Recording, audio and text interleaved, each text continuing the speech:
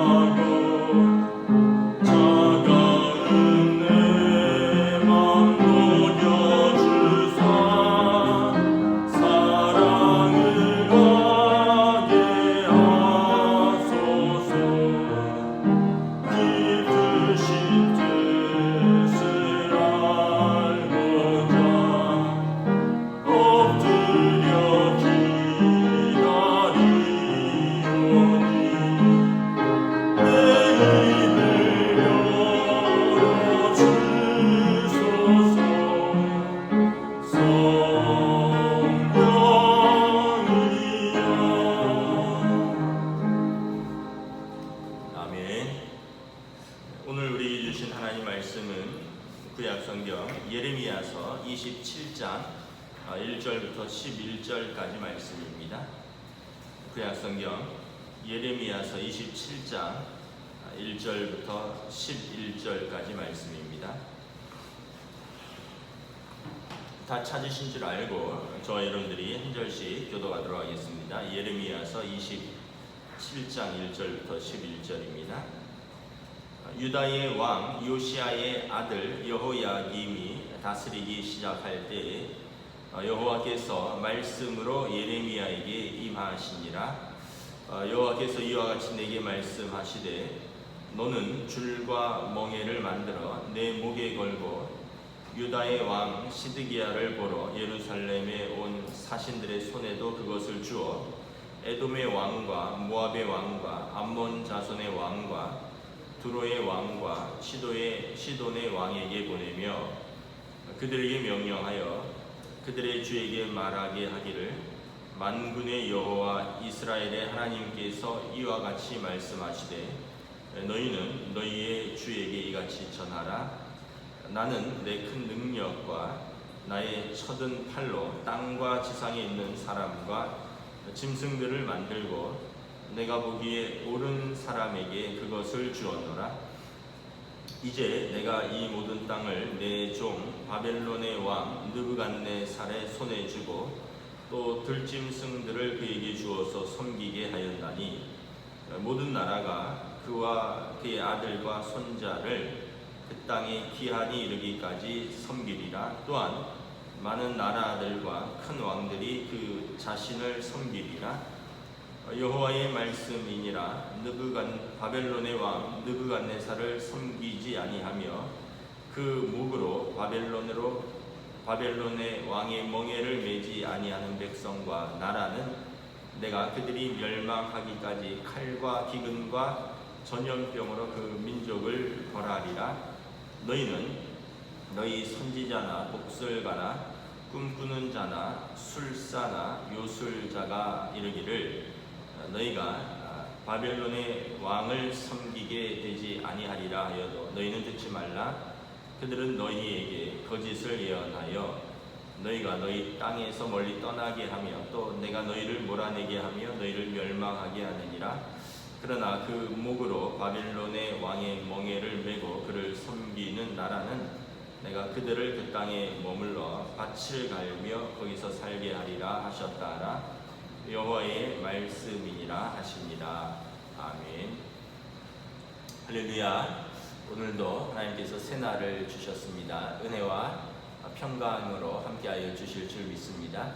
지금 태풍이 제주도를 비롯해서 남부지방에 상륙해서 오늘 아침에는 이제 강원도 중부권, 수도권을 지나간다고 하는데 여러분 각별히 주의하시기 바랍니다.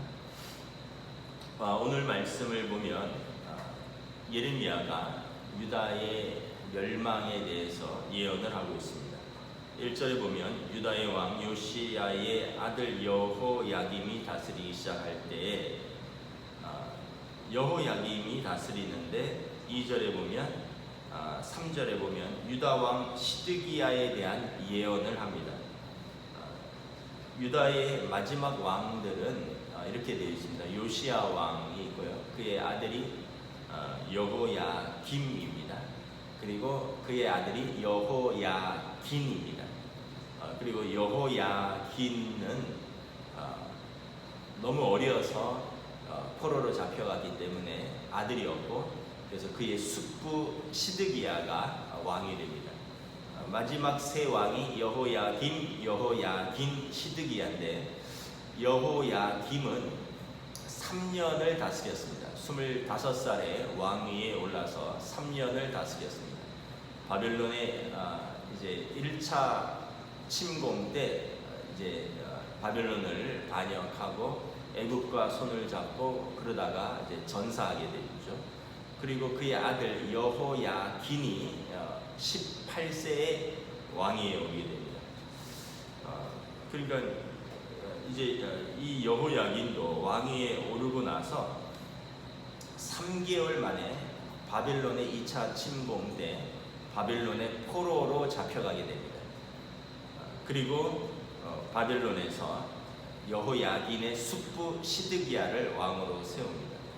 시드기야가 10년 동안 유다를 다스리다가 시드기야도 나중에 바벨론을 배반하게 되고 느부갓네살 왕이 다시 쳐들어와서 유다를 완전히 쑥대밭을 만들고 이제 그때는 예루살렘 성이 완전히 파괴되고 성전이 완전히 무너지고 모든 고관들과 이제 젊은이들 일할 수 있는 사람들은 다 포로로 잡혀가면서 이제 주전 586년에 완전히 나라가 망하게 되는 것입니다. 이 마지막 이 13년 동안에 예레미야가 이 세 왕에 걸쳐서 예언을 하는 겁니다.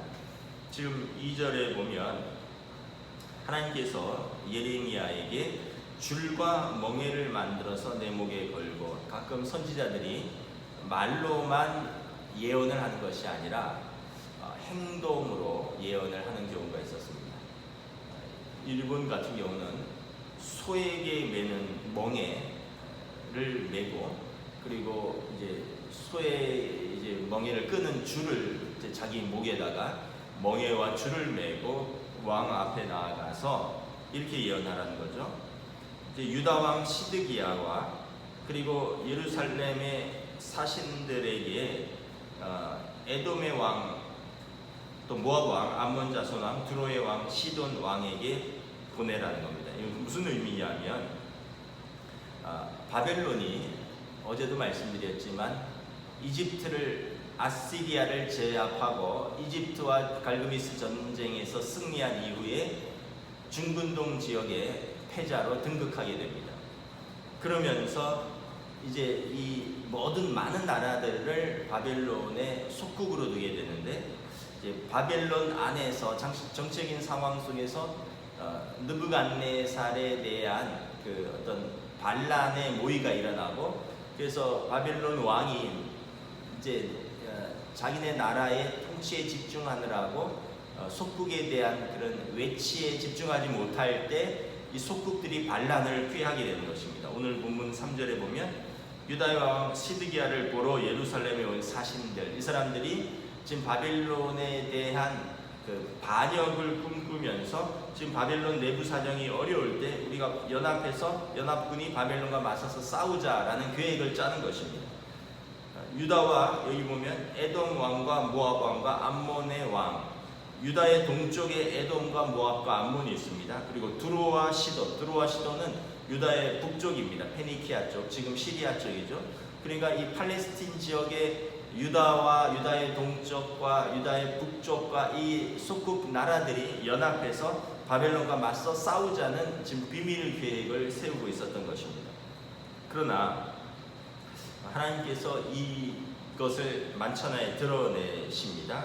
4절 5절에 보면 그들에게 명령하여 그들의 주에게 말하게 하기를, 그 사신들에게 명령하여 그들의 주, 돌아가서 그들의 왕들에게 말하라는 것입니다. 하나님께서 말씀하시니라 너희는 너희의 왕들에게 전하라. 하나님께서 큰 능력과 편팔로 땅과 지상에 있는 사람과 짐승을 모두 만들었고 그것을 하나님 보기에 옳은 사람에게 관리하게 하셨다는 것입니다. 하나님이 천지의 창조자시라는 것입니다. 하나님이 땅과 하늘과 그리고 바다와 그 모든 생물을 지으시고 사람에게 주시고 관리하라고 하셨습니다. 그래서 우리가 청지기라고 하죠. 그러나 아담과 하와를 비롯해서 사람들이 잘 관리를 못하면서 에덴에서 쫓겨나게 됩니다.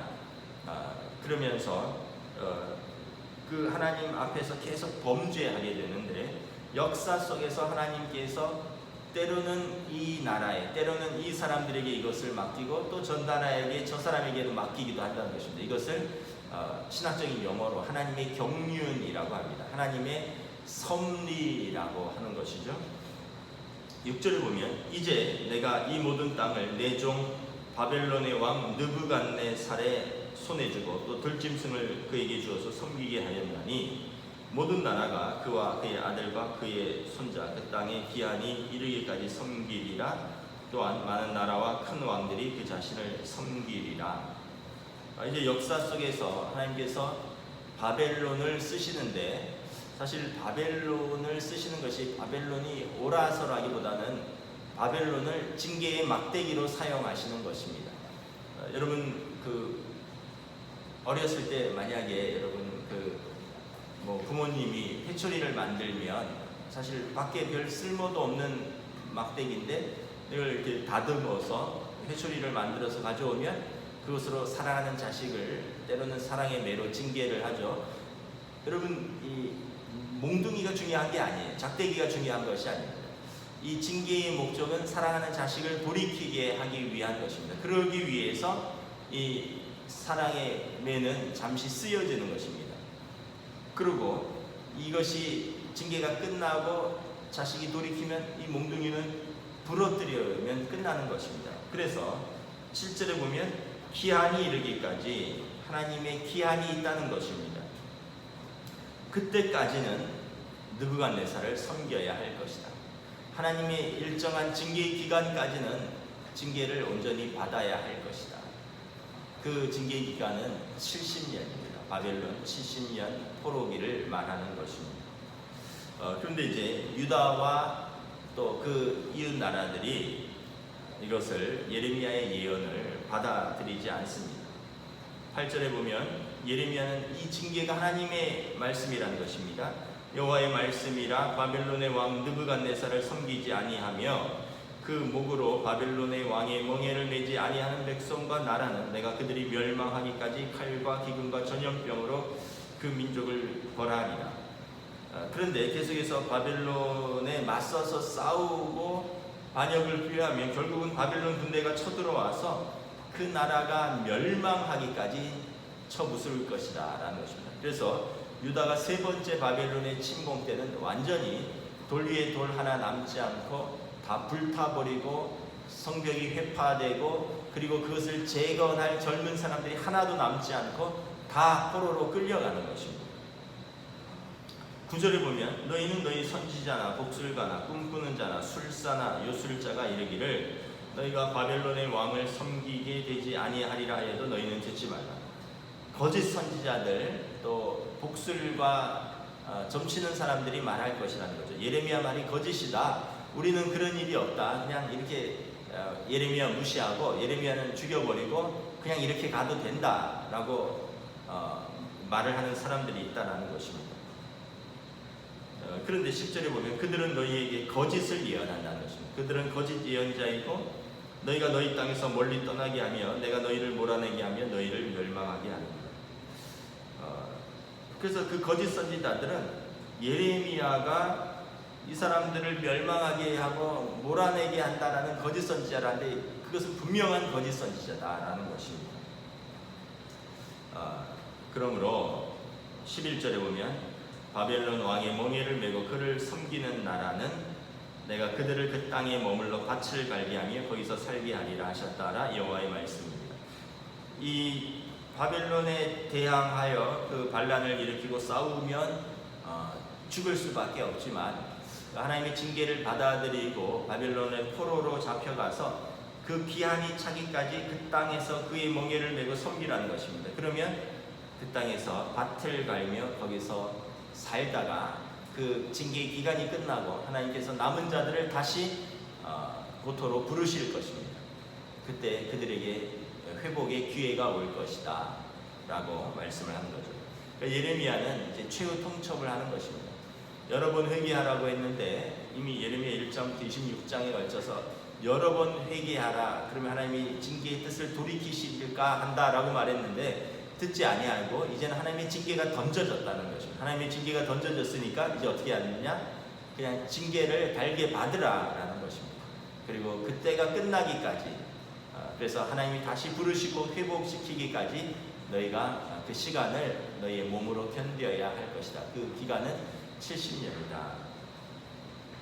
그런데 성경에 보면 여호야김이 다스리기 시작할 때 뭐라고 되어 있냐면 그의 조상들이 행한 모든 행위를 따라서 여호와 보시기에 악을 행하였더라. 그의 아버지 요시야는 좋은 왕이었습니다. 근데 그의 할아버지 므낫세가 악한 왕이었습니다. 참 신기하죠. 그의 증조부는 히스기야입니다. 그러니까 히스기야는 종교개혁을 일으킨 좋은 왕인데 그의 아들 므낫세는 아주 악한 왕입니다. 그리고 아주 악한 왕 아래에서 8살의 왕에 오른 요시야가 왕에 오르는데 요시야에게는 아주 훌륭한 제사장이 곁에서 그를 도왔습니다. 그래서 그는 훌륭한 왕으로서 사반이죠. 훌륭한 왕으로서 그가 사반의 도움을 받아서 정치를 할 수 있었습니다.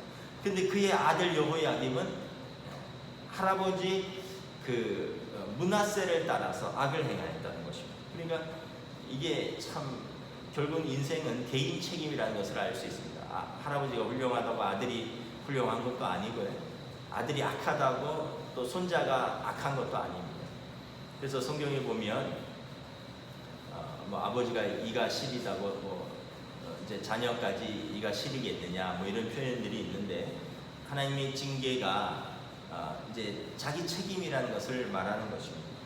근데 여호야김이 3년 후에 이제 죽고 나서 그의 아들 여호야긴이 왕이 되는데 성경에 보면 여호야긴이 그의 왕이 된 때에 그의 아버지의 행한 모든 행위를 따라서 여호와 보시기에 악을 행하였더라 이렇게 기록하고 있습니다. 이것은 이제 열왕기 하에 기록된 말씀들입니다. 여호야김에 대한 기록은 그의 조상들을 따라서 하나님 보시기에 악을 행하였더라. 그리고 여호야긴에 대한 기록도 여호야긴이 18세의 왕이 되지만 그의 조상들을 행한 행위를 따라서 여호와 보시기에 악을 행하였더라. 그래서 여호야긴은 3개월 만에 바벨론의 포로로 잡혀가고요. 그리고 바벨론에서 어떻게 보면 짐승처럼 살다가 나중에 바벨론의 왕이 바뀌고 그리고 여호야긴은 다시 그 포로지에서 유다의 왕의 직위를 회복하게 됩니다. 시드기야는 어떻게 되느냐? 마지막 왕 시드기야는 더 악을 행하다가 그의 두 눈이 뽑히고요. 손과 발에 착고가 채워져서 포로로 잡혀가면서 아주 비참한 꼴을 맞이하게 되는 것입니다. 우리가 왜 하나님이 그러면 징계를 하실까라는 것입니다. 왜 하나님이 징계하실까? 성경에 보면 징계가 없으면 사생아라 라는 표현이 있습니다. 여러분 남의 자식이라면 징계할 이유가 없죠. 남의 자식인데 왜 징계를 합니까? 자기 자식이니까 사랑하니까 징계하는 것입니다. 그리고 징계를 통해서 목적은 뭐냐면 돌이키는 것입니다. 회복시키는 것입니다.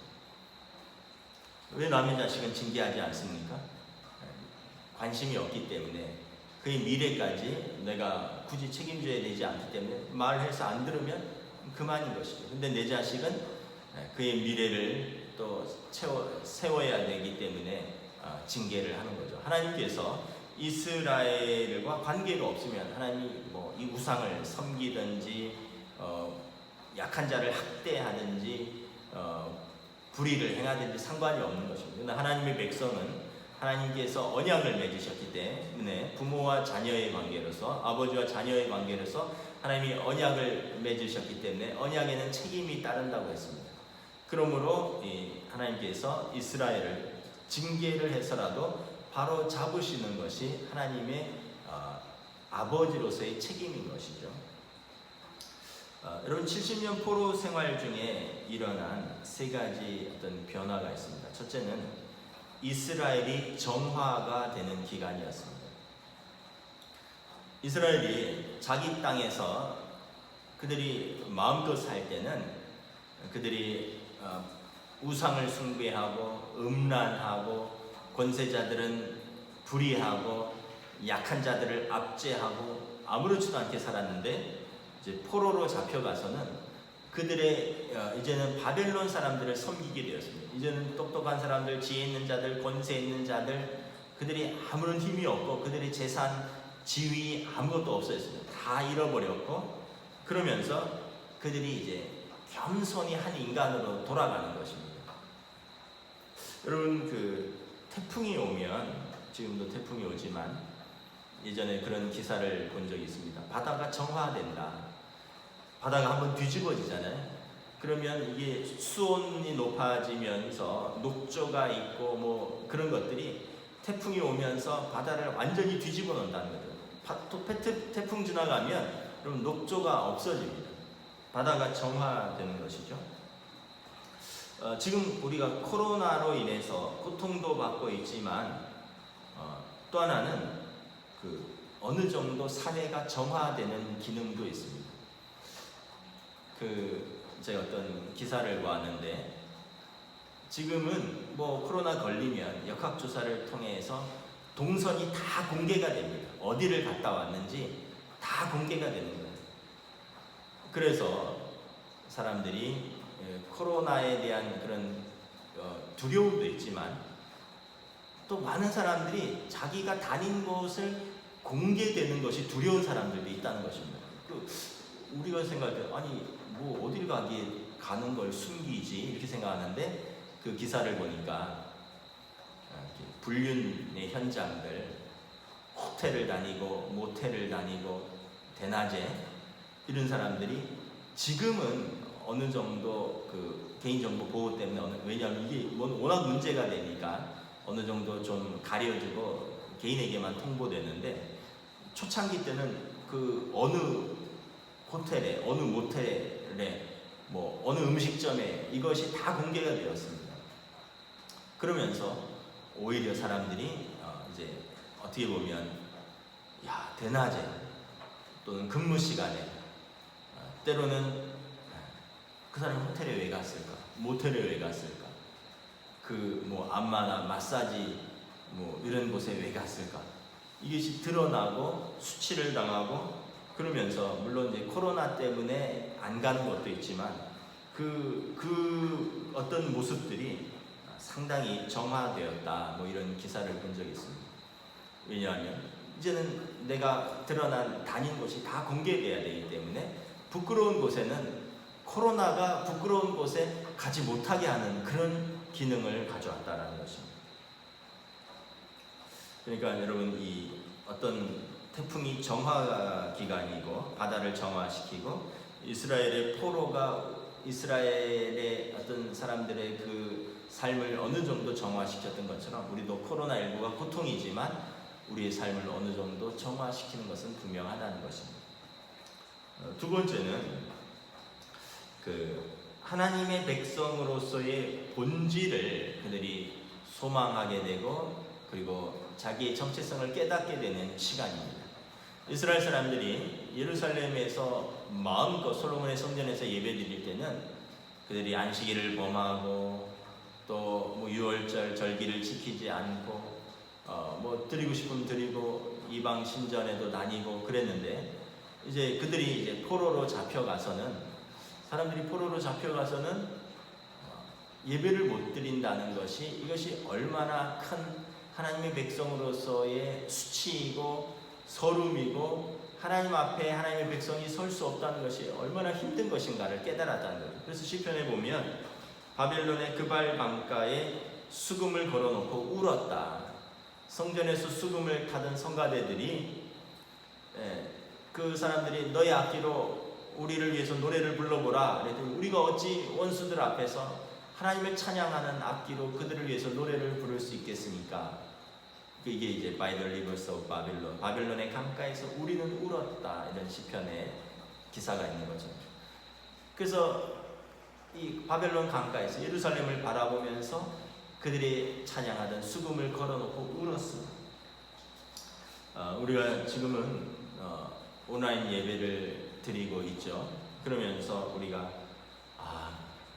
참 예배가 이렇게 소중한 것이었구나. 지금도 새벽에 저와 제 아내만 예배를 드리고 있는데 우리 새벽에 오시던 우리 10여 명의 권사님들, 또 수요 예배 때 드리던 주일 예배 때, 또 일부 예배 때, 또 우리 교회학교 아이들, 또 청년들, 한 사람 한 사람들이 하나님 앞에서 예배 드리고 또 뛰어놀고 밥 먹고 교제하고 주일날 북적북적거리던 이것이 얼마나 소중한 것이었는가, 이것을 다시 한번 깨닫게 되는 것입니다.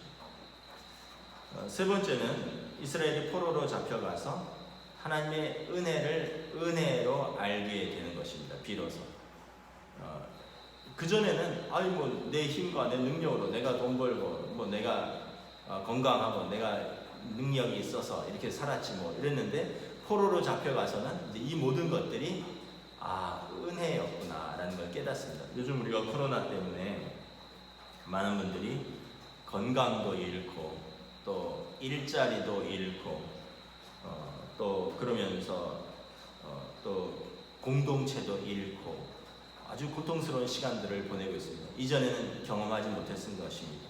이전에는 내가 일하면 되지 나 똑똑하니까, 나 능력이 있으니까. 근데 지금 일을 하려 해도 일을 할 자리가 없어요.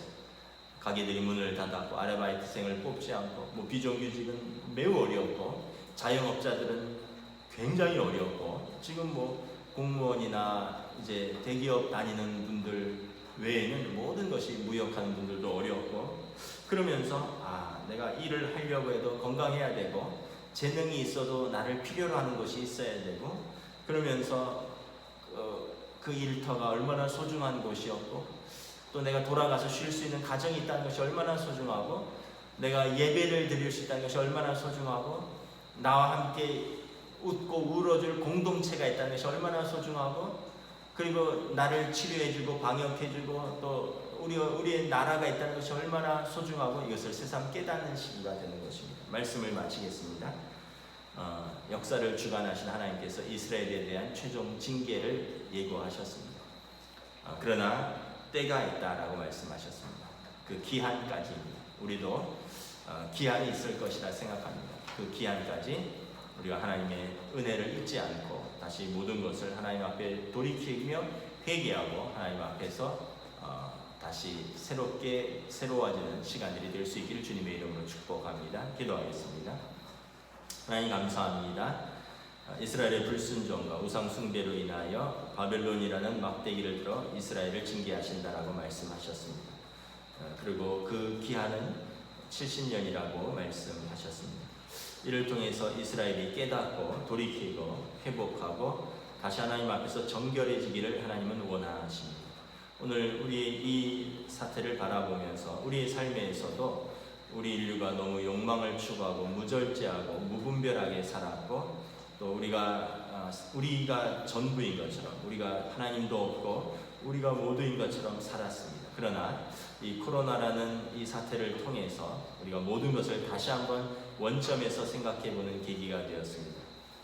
우리가 할 수 있는 것이 별로 없다는 것, 우리 개개인들은 굉장히 연약하다는 것, 공동체가 소중하다는 것, 무엇보다 우리가 하나님 앞에서 예배할 수 있는 신앙의 공동체가 참 소중하다는 것을 다시 한번 깨닫습니다.